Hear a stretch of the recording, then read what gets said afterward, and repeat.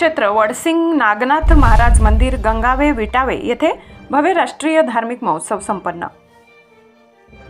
नाथ संप्रदायाचे सिद्ध विभूती असलेले नवनाथांपैकी एक वडसिंग नागनाथ महाराज यांच्या पावनभूमीत श्री क्षेत्र गंगावे विटावे तालुका चांदवड जिल्हा नाशिक येथे 5 ऑगस्ट ते 11 ऑगस्ट 2024 रोजी भव्य दिव्य स्वरूपात विविध धार्मिक सोहळे पार पडले।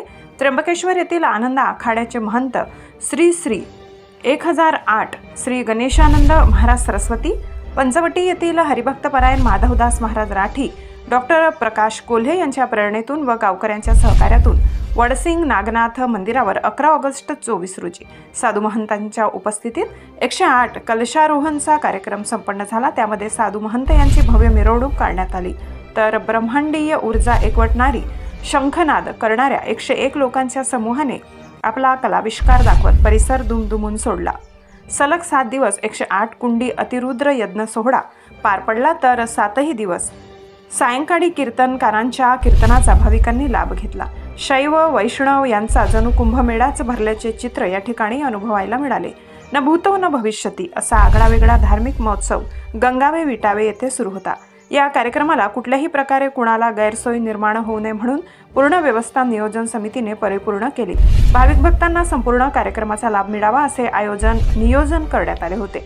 श्री क्षेत्र गंगावे विटावे येथे असलेल्या वडसिंग नागनाथ महाराजांच्या धार्मिक सोहळ्यात अनेक आयोजकांनी पुढाकार घेत कर्तव्य पार पाडले।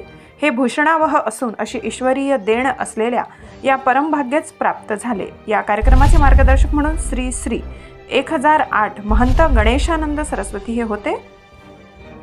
हा कार्यक्रम भव्य दिव्य व कायम स्वरूपात भाविकांच्या कायमस्वरूपी स्मरणात राहील।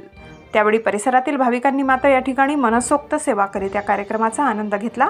साधू संतांच्या आशीर्वादाने आणि कोल्हे सरांच्या संकल्पनेतून या धार्मिक सप्ताहाचे आयोजन करण्यात आले होते।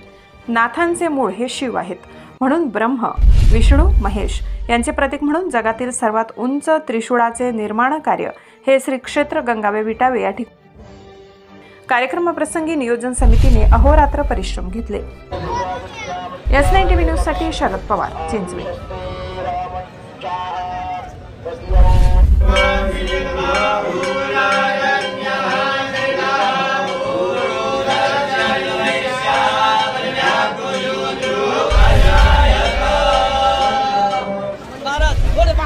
सरकारी